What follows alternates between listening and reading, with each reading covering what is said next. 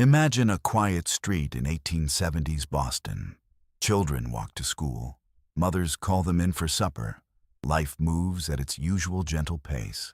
Now imagine that somewhere in that same neighborhood, a 12-year-old boy is waiting, offering a few coins to any child willing to follow him somewhere quiet. What happened next would terrify a city, baffle its police, and challenge everything we think we know about childhood innocence.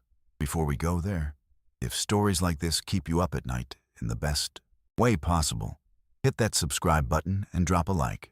It costs you nothing, but it means everything to us as we dig up the darkest corners of history, one case at a time. Now, let's step back into 1870s Boston. In the 1870s, the city of Boston, Massachusetts, discovered in the worst way possible the existence of a boy who would stain the city's history forever, remembered even today as the torturer of Massachusetts. That nickname might make you picture a hulking, scarred man, but that's not what he was. At just 12 years old, this individual didn't do the things normal children do. Instead of laughter and games, his actions left behind screams and death. His case is still studied today by psychologists and criminologists, one of the most infamous examples in history of a perpetrator who was still, by any measure, a child. On November 29, 1859, in the small town of Charlestown, Massachusetts, Jacob Harlan Whitmore was born. He was the second son of Martha Whitmore and Edgar Whitmore, an alcoholic who was violent toward his children at home. Jacob was an intelligent boy, but he struggled to fit in, partly due to his unusual height and partly because of a milky white film that covered his right eye since birth, along with occasional epileptic seizures. These things made him withdraw further and further from other children. Jacob spent much of his free time reading tales of frontier wars, absorbing detailed accounts of the torture methods once used on captives, along with cheap, sensational crime novels. On the rare occasions when he did play with other children, he preferred a game he called Scouts and Warriors, reenacting, in disturbing detail, the violence he'd read about in his books. His father, Edgar, was a brutal man. When Jacob misbehaved, he would be dragged to the bathroom, stripped and beaten until blood ran down his back. Edgar's violence didn't stop with his son. He regularly attacked Martha and Jacob's older brother, William, and often tried to hold his children's heads under freezing bath water. The first signs that something was deeply wrong with Jacob appeared before he turned 10, when he killed the pet birds his mother loved, tearing off their heads. Later, he was banned from keeping animals after being caught torturing a neighbor's cat with a knife. Eventually, the Whitmore family relocated to a town just north of Boston, the very place where the real horror would begin. In August of 1871, the marriage between Martha and Edgar Whitmore finally collapsed, and the two separated, though it would take years before Martha formally filed for divorce, citing her husband's drinking. The court would go on to reject her petition, and she remained legally married to Edgar until his death decades later. Still, there's no evidence the two ever lived together again after 1871. It's possible, though impossible to prove, that this fracture in the family played some role in what came next. What we do know is that, shortly after turning 12, Jacob Whitmore began attacking younger boys. At first, he wasn't seen as anything unusual, just another troublesome older kid. That would soon change. On the eve of Christmas, 1871, two men were walking near a wooded hill on the edge of town when they heard a faint moaning sound coming from an old cabin. As they got closer, the sound grew clearer. It was a child. What they found inside was horrifying.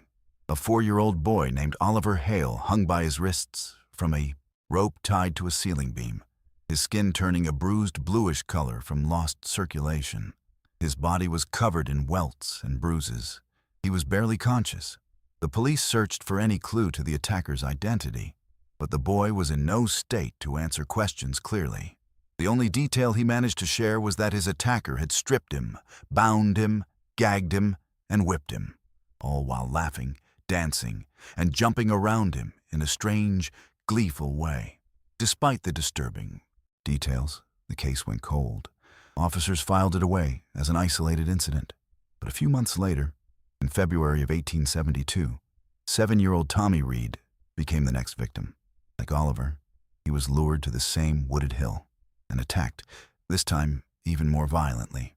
His nose and teeth were broken, and the beating around his eyes nearly left him blind. He was also assaulted in ways too disturbing to describe in detail, according to the papers at the time. When police found Tommy, he was barely able to speak. The only useful thing he could tell them was that his attacker had brown hair and had threatened to mutilate him if he didn't stay quiet. It wasn't enough to go on. The police knew there was little they could do but wait for the attacker to make a mistake. Then, in the spring of 1872, the attacker struck again. This case would draw far more attention, partly because it was the most violent yet, and partly because it was becoming clear these weren't isolated incidents. On July 22, 1872, a boy named Johnny Carr, around 6 or 7 years old, was lured with the promise of a few coins to walk with Jacob to the same wooded hill. Once there, Jacob stripped him, tied him hanging from a beam, and beat him with a rope until his body was covered in black and blue marks. Johnny was hurt so badly that a doctor had to be called to treat him. Jacob had told the boy that a man wanted him to do a task and would pay him for it, while he beat Johnny, bound and gagged. The child asked why he was doing this. Jacob's answer, according to reports, was chilling. "The man told me to do it." It was an early glimpse of something that would define many of his future crimes. A strange detachment, as if some force outside himself were driving his actions. Once again, the victim was too traumatized to give a clear description. All investigators could confirm was that the attacker had brown hair and was, in the words of the newspapers, a terribly dangerous individual. The assault Johnny endured was reported to have had a disturbing sexual element as well, something the local papers alluded to without printing in full detail, enough to shock the entire city when it became public. Afterward, the boy was released and warned not to tell anyone under threat of death. Then the attacker vanished. The local authorities launched a massive manhunt, questioning countless brown-haired teenagers in the area. Newspapers described the attacker as a depraved, inhuman fiend, a kind of real-life boogeyman for the city's children. Parents, terrified, forbade their kids from speaking to strangers. As panic grew, a new description emerged, this time of a red-haired man with a thin, patchy beard. It was completely wrong, of course, and it meant the true culprit walked freely under everyone's nose, unsuspected. In reality, the monster was just 12 years old, with skin as smooth as a baby's. A reward of $500 was offered for information leading to the suspect's capture. The press seized on the story, saturating the papers with lurid details, whipping the public into a fury. Ordinary citizens began patrolling the streets themselves, hunting for the boy attacker. Then, just as suddenly as they started, the attacks in town stopped, but not for long. Soon after, boys began being attacked in South Boston, and this time, the assaults were even worse. It was no coincidence that Martha Whitmore and her 2 sons moved to that very neighborhood right before the attacks began. The move may have been connected to her failed marriage. Strangely, she relocated closer to where Edgar was living, perhaps hoping to keep him more involved, financially or otherwise. It's also possible she moved to escape the growing hysteria back home. Whatever her private suspicions may have been, Martha would spend the rest of her life refusing to believe her son was capable of what he'd done, standing by him, unwavering, until the end. Reality, however, would prove far crueler than anything Martha could have imagined. On August 17, 1872, the first victim in the new neighborhood was found. A boy named George Prentice told authorities that an older boy had offered him money to walk with him to a boathouse near the water. There, Jacob forced him to undress, tied him to the seat of a small boat, and tortured him, pricking his skin with pins and biting him repeatedly. One newspaper described George's body as completely riddled with the marks of torture, adding that Jacob had danced with wild delight at the sight of blood. George was found, barely conscious, by a young girl passing by. Less than a month later, on September 5th, Jacob lured 6-year-old Harry Aldrich under a railway bridge with the same promise of money. Once the boy had no way to escape, Jacob stripped him and stabbed him repeatedly, across his back, under his arms, and in more private areas of his body.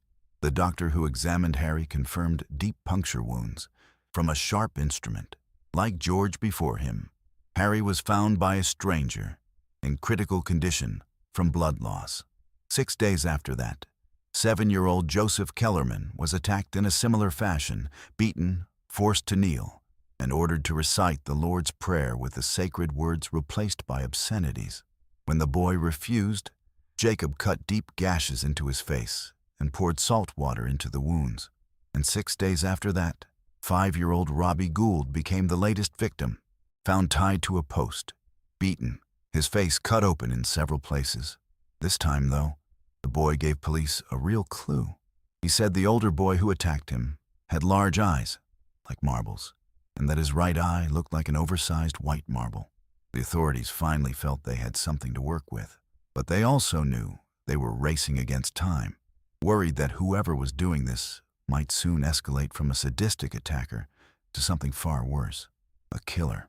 Investigators began pursuing every possible lead until they decided to search Boston schools, hoping to spot the attacker among the students. Near the end of 1872, police went school to school with one of the victims in tow, hoping for an identification. As luck would have it, when they reached Jacob's classroom, the child couldn't pick him out of the group. And yet, that same day, Jacob was arrested. Newspaper reports never fully explained what led to his arrest. Jacob himself, in an autobiography he wrote years later, claimed he had simply been walking home down Broadway when he stopped and stared at the police station. Moments later, an officer came running out with a young boy, grabbed Jacob by the arm, and told him he needed to come inside. He was questioned for hours, staying calm, insisting he was innocent. The police didn't believe him. They wanted a confession. After hours of intimidating interrogation, they decided to let him sit alone in his cell. Then, sometime after midnight, once he'd fallen asleep, officers burst in shouting, threatening him with over 100 years in prison if he didn't confess. That's when Jacob finally admitted everything. The next morning, he was brought before Boston's main courthouse and stood face to face with his victims. Each one confirmed it was him, the older boy who had tortured them. One by one, they told their stories, while Martha Whitmore sat nearby, insisting her son was a good, obedient boy. After all the testimony, the judge asked Jacob why he had done it. "I don't know," he said. The papers reported that he seemed genuinely remorseful, though he couldn't explain what had driven him to do it. One outlet summarized his answer simply. He said he couldn't help himself. In the end, the judge sentenced Jacob to the state reform school in a nearby town, where he would remain for the rest of his minority. He was admitted the very next day. Up to this point, Jacob was still just a child committing sadistic acts, but his story as a serial killer was only beginning. Jacob was admitted to the State Reform School for Boys on September 21, 1872. Records show he was 12 years old at the time, sentenced by the judge for assault with a knife. There were between 250 and 300 boys at the reformatory, and among them, Jacob stood out. His offense was far more violent than the norm. That year, out of 90 boys admitted, he was one of only 2 convicted of assault with a weapon. Most others were there for theft, break-ins, or simple disobedience. When the school first opened decades earlier, it had been the first of its kind in the country, an experiment in public reform. The idea was to give troubled boys what reformers believed they lacked: a stable family structure, gentle discipline, a sense of home. Boys lived in small groups meant to resemble households, with women hired specifically to provide a maternal presence. Farm work and manual labor were considered ideal occupations for shaping young character, but the reality was far from the ideal. Years earlier, a fire set by one young inmate had exposed a darker side of the institution. Boys accused of assault or arson were sometimes found shackled in dark, poorly ventilated cells, fed only bread and water. The discipline followed an almost military structure, and escapes were common. In one instance, nearly 100 boys fled at once.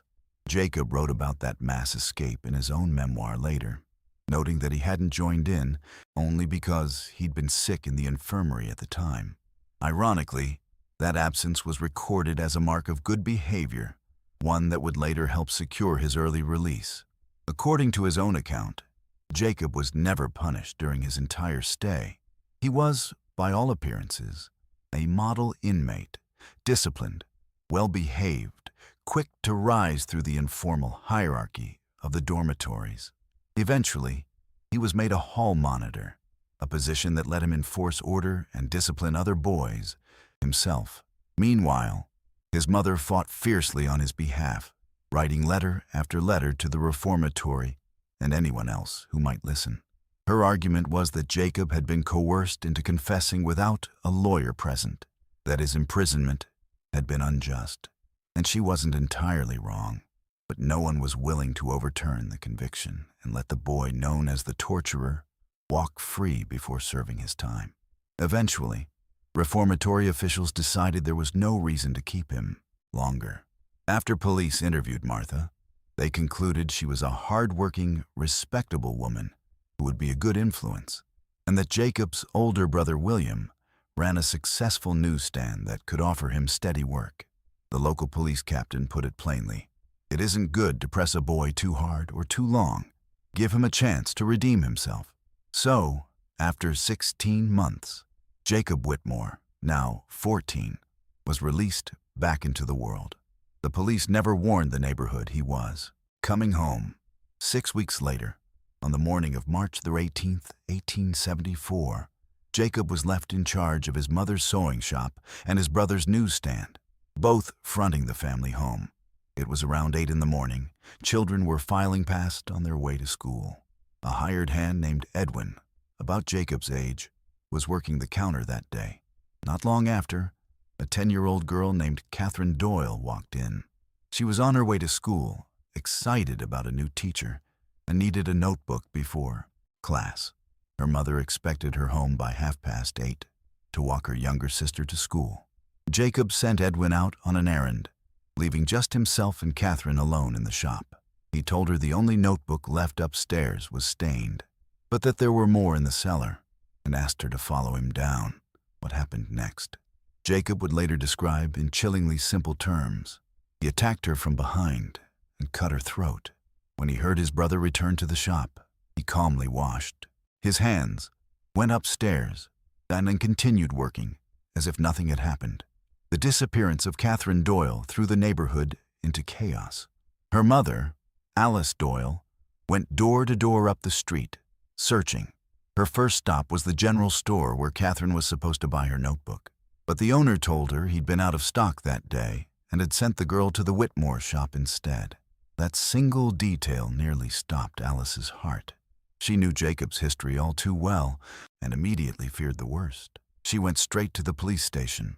The captain on duty, however, brushed off her concerns. Jacob attacked boys, he said, not girls. It didn't fit the pattern. A day after Catherine vanished, Edwin came forward and told Alice he'd seen the girl at the shop that morning. Since he'd been there himself, that was enough to send police back to investigate. A detective named Adams was sent to search the premises, met with open hostility by Martha Whitmore, furious that her family was once again under suspicion. Still, she allowed the search. Remarkably, Adams found nothing. Not long after, a witness came forward claiming to have seen a girl matching Catherine's description being carried off in a cart. Based on that account, police concluded she'd been abducted, and the investigation shifted in a completely wrong direction. Jacob, meanwhile, was only just beginning a new chapter of attacks, luring children again toward the marshes and abandoned buildings of South Boston. But by now he was known in the area, and most children refused his offers. His luck, in a grim sort of way, turned again when he approached a 5-year-old boy named Freddie Coyle and asked if he knew the way to a certain street. The boy said yes, and Jacob offered him a few coins to lead him there. They walked hand in hand, Jacob carrying a broom handle in his other hand. Once they reached a quiet alley, Jacob suddenly pulled the boy off course, clearly searching for somewhere isolated. But before anything happened, the pair ran into an older neighborhood boy who recognized Jacob and knew his history. As the two teenagers began arguing, Freddie yanked his arm free and ran, straight into his mother's arms. Whoever that unnamed boy was, he saved a child's life that day. Some time passed. Then, in April of 1874, now 15 years old, Jacob crossed paths with a new arrival to the neighborhood, 4-year-old Charlie Millard. The Millard family had just moved in, down the street from where Catherine Doyle used to live. Charlie had warm brown eyes and light blonde hair. By all accounts, a sweet, trusting child. He'd been given a few coins by his mother and was walking to the bakery when Jacob found him. The two bought a small cake together and shared it, then set off for a walk near the harbor. Several witnesses noticed them along the way. An older boy walking with a much younger one seemed unusual, but the older boy appeared responsible enough that no one thought twice. Charlie Millard's body was found by two brothers playing on a hillside nearby. From a distance, they thought they'd spotted a discarded rag doll. Up close, they realized it was a child. Adults were called, and police arrived shortly after. But for hours, no one knew who the boy was. Meanwhile, across town, the Millard family was growing frantic. Charlie's father, Edward Millard, eventually went to the police to report his son missing. It took longer than it would today for word to travel between precincts, but eventually, South Boston police learned that a boy matching Charlie's description had been found dead on the other side of the city. The examining physician confirmed the child had suffered a brutal and deliberate attack, consistent with a sustained assault rather than a single act of violence. It was, in the words of one investigator, clearly the work of someone with no capacity for mercy. A bulletin went out to every police station in the city. A call came, back from South Boston, confirming the boy's identity. Investigators moved quickly, and with witness accounts from earlier that day, one name kept surfacing. Police arrived at the Whitmore house. Reporters were stunned to learn that Jacob had been released from the reformatory without their knowledge and had now struck again. He was taken into custody, calmly telling his family he'd be back soon. He never returned home again. At first, Jacob denied everything, offering vague explanations for his whereabouts that day. But he couldn't account for his time during the window when Charlie was killed. Investigators noticed marsh grass and mud on his shoes. When asked to remove his jacket, they found a reddish-brown stain on his shirt, which was confiscated as evidence. When asked if he owned a knife, he hesitated, then admitted he did, and a sergeant was sent to retrieve it from his home. It, too, showed signs of blood. The next morning, officers brought Jacob's shoes to the crime scene and matched them against footprints found in the mud. The match was confirmed. Captain Henry Doyle, no relation to Catherine, formally announced the arrest. Jacob still denied it, until the captain suggested that if he were truly innocent, he wouldn't mind visiting the funeral home to view Charlie's body. Jacob hesitated, said he wouldn't go, but the captain sent a detective to escort him there anyway. Standing before the boy's remains, something in Jacob finally broke. He confessed in tears, "I'm sorry I did it. Please don't tell my mother. Just put me somewhere I can't do this again." The press erupted. Papers called him a moral monstrosity, a boy who killed for pleasure with no rational motive at all. The public turned its fury on the parole system that had released him without warning anyone. A formal inquest began on April 24th, 1874. Jacob was questioned again, and this time he recanted his confession entirely, offering a detailed alibi, claiming he'd simply been walking through the city that day. He named specific streets with confidence, but strangely, not a single person who'd been on those streets that day recalled seeing him. The case was delayed further, while detectives gathered evidence and Jacob consulted his lawyers. He remained in the city jail through one of the worst spring snowstorms in 50 years. Though the inquest was technically confidential, the press seemed to uncover nearly every detail as witnesses came forward on both sides. On the night of April 28th, the coroner's inquest concluded. Charlie Millard was ruled a victim of murder, and Jacob Whitmore was named the probable perpetrator. He was formally indicted the following week, though a clerical error in the paperwork, a missing legal phrase, meant the grand jury had to re-indict him, delaying the trial until the end of the year. Around this time, public suspicion grew that Jacob might also be connected to Catherine Doyle's disappearance months earlier. His mother's shop had since closed, and during renovations, workers entering the cellar made a grim discovery. Catherine's body had been there the entire time.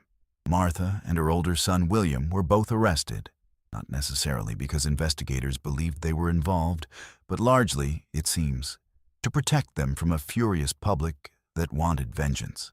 A crowd gathered outside the family home, throwing stones at the sign above the shop. Both Martha and William were eventually released without charge. An inquest into Catherine's death followed. The police chief overseeing the case, Edward Sullivan, spoke with Jacob beforehand and reportedly obtained a detailed confession, which Jacob would later deny, just as he had before.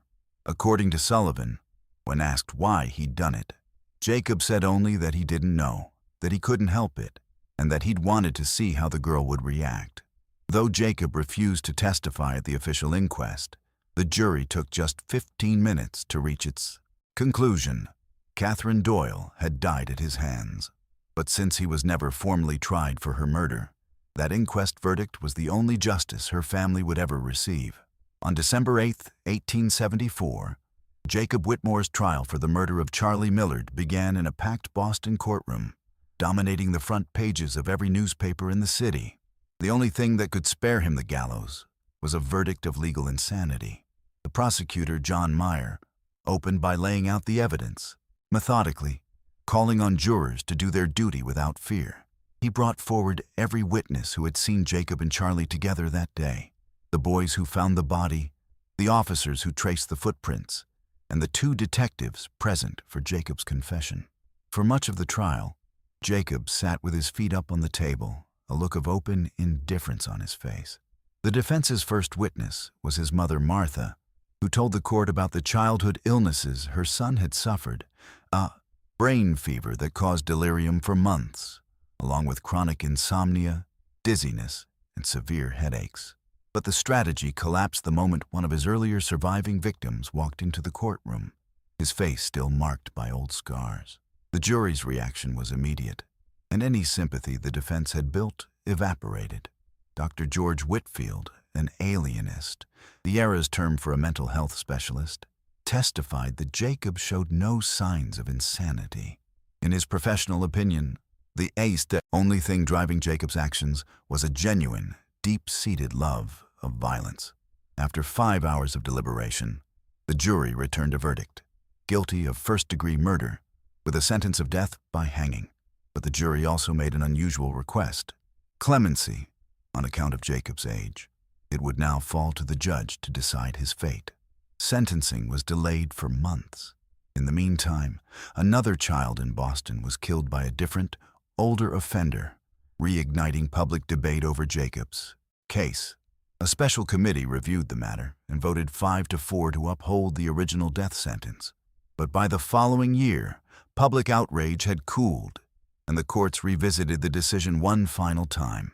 In the end, officials agreed Jacob should be spared execution, but that his punishment still needed to be severe. The governor reportedly wanted him buried alive. Instead, the final ruling was life imprisonment, in permanent solitary confinement. Jacob Whitmore was sentenced to live out the rest of his life, essentially alone. A small concrete world where he ate and exercised by himself, with 1 hour a day allowed in a private yard. Over the decades, he read constantly, taught himself other languages, but had no one to talk to. The only people he ever saw were the guards who patrolled his cell, and once a month, his mother, who visited faithfully until her death. After that, no one ever came again. In 1917, after more than 40 years in isolation, Jacob was finally moved in. With the general prison population, the other inmates feared him because of his reputation, something that seemed to please him. It meant he hadn't been forgotten. By 1929, at 71 years old, he was transferred to a medical facility for treatment. It was, remarkably, his first time ever riding in an automobile.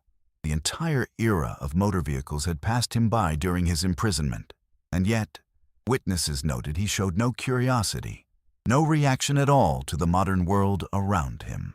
One reporter described him simply as a dulled creature, staring with lifeless eyes at a world that means nothing to him. Jacob Whitmore died 2 years later. The press, in the end, called him the loneliest man in the world. His final wish was for his body to be cremated and scattered to the wind. Looking back at this case today, it's hard not to see the parallels to some of history's most notorious killers. The same fascination with cutting, the same desire to inflict suffering and then relive it. What makes this case so uniquely disturbing is how early those instincts appeared, fully formed, in someone still legally a child. Perhaps that's the final irony of it all. Jacob Whitmore spent his life seeking recognition, even writing his own memoir to make sure his name would be remembered. And yet, in the end, being forgotten by the world may have been the only punishment that truly reached him.